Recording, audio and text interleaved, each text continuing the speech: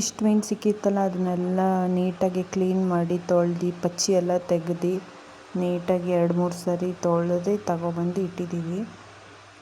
ಈಗ ಮೀನು ಸಾರಿಗೆ ಮಸಾಲೆ ಕಾಳು ಮೆಣಸು, ಆಮೇಲೆ ಒಣಮೆಣ್ಸಿನ್ಕಾಯಿ ಸ್ವಲ್ಪ, ಒಂದು ಮೀಡಿಯಮ್ ಸೈಜು ಈರುಳ್ಳಿ, ದಪ್ಪ ಈರುಳ್ಳಿ ಆದರೂ ಪರವಾಗಿಲ್ಲ ಮೀಡಿಯಮ್ ಸೈಜು, ಆಮೇಲೆ ಸ್ವಲ್ಪ ಕೊತ್ತಂಬರಿ ಸೊಪ್ಪು, ಆಮೇಲೆ ಸ್ವಲ್ಪ ದೊಡ್ಡ ಗೆಡ್ಡೆ ಬೆಳ್ಳುಳ್ಳಿ, ಆಮೇಲೆ ನಮ್ಮ ಮನೇಲಿ ಕೊಬ್ಬರಿ ತೊಗೊಂಡಿದ್ದೀವಿ, ನೀವು ಸ್ವಲ್ಪ ಕಾಯಿ ತೊಗೊಬೋದು, ಆಮೇಲೆ ಸ್ವಲ್ಪ ಶುಂಠಿ.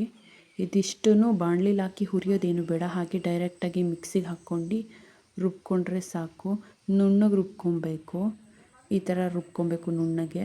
ಆಮೇಲೆ ಇದನ್ನು ಹುಣಸೆಹಣ್ಣಿನ ರಸ ನಮ್ಮ ಮುಂಚೆನೇ ಮಾಡಿ ಇಟ್ಕೊಂಡಿರ್ತಾರೆ. ಇದರಲ್ಲಿ 1 kg ಮೀನಿಗೆ 1 ಲೋಟ ಹುಳಿ ಹಾಕ್ತಾರೆ.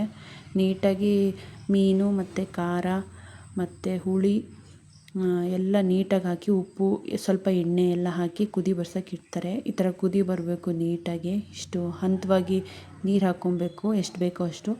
ಅಮ್ಮ ಇವಾಗ ಮೀನು ಸಾರು ಉಪ್ಪು ಹುಳಿ ಖಾರ ಎಲ್ಲ ಹೇಗಿದೆ ಅಂತ ನೋಡ್ತಾರೆ, ಕರೆಕ್ಟಾಗಿದೆ ಅಂತ ಹೇಳ್ತಿದ್ದಾರೆ. ಆಮೇಲೆ ಅದನ್ನು ನೀಟಾಗಿ ಸಾಂಬಾರನ್ನ ಬೇರೆ ಪಾತ್ರೆಗೆ ಬಸಿಬೇಕು, ಈ ಥರ ಬಸ್ಕೊಬೇಕು. ಆಮೇಲೆ ಸ್ವಲ್ಪ ಎತ್ತಿಟ್ಟಿದ್ದು ಮಸಾಲೆ ಖಾರ ಇದೆಯಲ್ಲ ಅದನ್ನು ಈ ಇರೋ ಮೀನಿಗೆ ನೀಟಾಗಿ ಹಾಕಬೇಕು. ಪೂರ್ತಿ ನೀಟಾಗಿ ಆ ಕಡೆ ಈ ಕಡೆ ಸುತ್ತಾ ಇರುತ್ತೆ, ಬಾಣಲಿಲೆಲ್ಲ ಅಂಟ್ಕೊಂಡಿರುತ್ತೆ. ಸ್ವಲ್ಪ ಚೂರು ನೀರು ಹಾಕ್ಕೊಂಡು ಸುತ್ತ ಹಿಂಗೆ ನೀಟಾಗಿ ಕೆರ್ದು ನಮ್ಮಮ್ಮ ನೀಟಾಗಿ ಅದನ್ನು ಇದು ಮಾಡ್ತಿದ್ದಾರೆ, ಮಸಾಲೆ ಹಾಕ್ತಿದ್ದಾರೆ. ಆಮೇಲೆ ನೀಟಾಗಿ ಹಿಂಗೆ ಅದುಮಿ ಪ್ರೆಸ್ ಮಾಡಿ ಮೀನು ಸಾರಿಗೆ ಹಾಕ್ತಾರೆ. ಯಾಕೆಂದರೆ ನೀಟಾಗಿ ಮೀನಿಗೆ ಖಾರ ಹಿಡ್ಕೊಳ್ಳಿ ಸೈಡ್ಗೆ ಅಂತ. ಆಮೇಲೆ ಲೋ ಫ್ಲೇಮಲ್ಲಿ ಇಟ್ಟು ನೀಟಾಗಿ ಬೇಯಿಸ್ತಾರೆ. ಹೀಗೆ ಉಪ್ಪು ಹುಳಿ ಖಾರ ಎಲ್ಲ ಸೆಟ್ಟಾಗಿರುತ್ತೆ. ಇದು ಇದು ಜಾಸ್ತಿ ಟೈಮ್ ಏನು ಬೇಯಿಸೋದೇನು ಬೇಡ. ಇದು ಸಾಂಬಾರಿದು ಬಸ್ತಿರೋದು ಸಾಂಬಾರು.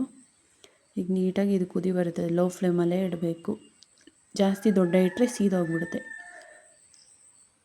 ಇವತ್ತಿನ ಮೀನು ಸಾರು ವಿಡಿಯೋ ಇಷ್ಟೇ. ನೀವು ಮನೇಲಿ ಟ್ರೈ ಮಾಡಿ ಹೇಗಿದೆ ಅಂತ ನನಗೆ ಕಮೆಂಟ್ ಮಾಡಿ. ಇವತ್ತಿನ ವಿಡಿಯೋ ಇಷ್ಟೇ ಗೈಸ್, ನೆಕ್ಸ್ಟ್ ವಿಡಿಯೋದಲ್ಲಿ ಸಿಗೋಣ. Bye take care.